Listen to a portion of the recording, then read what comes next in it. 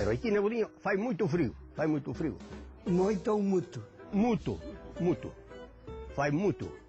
Estou che falando como falamos aquí na Gudiña toda a vida. Hai que saber que a Gudiña é o que é o concello propio, non? Todo o concello é un lugar de paso, non? E que entraba unha vía de comunicación con Castela, por suposto que ese influxo deixase notar, non?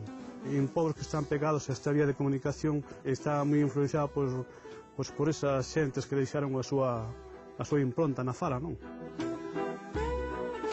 Hai cuánto mundo se veis desde aquí? Cuánto? Non sempre cuánto.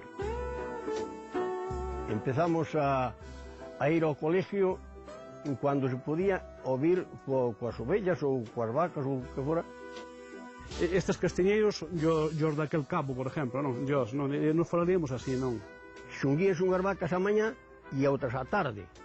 Iban as carteras todas polos pueblos e as calles estreitas. E así íbamos tirando.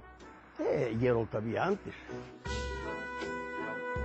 A todo o pueblo difícil que ele se tire. Pouco saberá que non lhe fitera. Este é para un filho que estou com ele.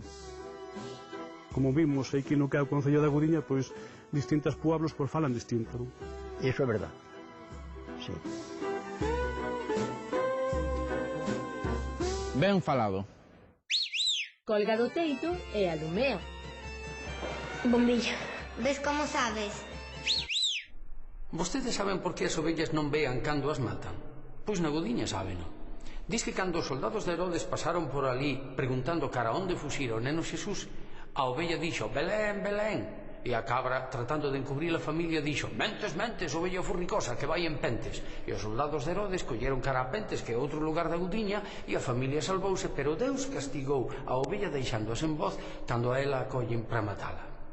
Na Gudiña hai outro lugar que se chama o Tameirón, e é dos poucos que poden dicir que teñen un veciño santo. Morreu mártir no Xapón en 1597, e teñen unha cantiga. O Santo Francisco Blanco foi nado no Tameirón, farto de gardar cabras, foi misionar ao Xapón.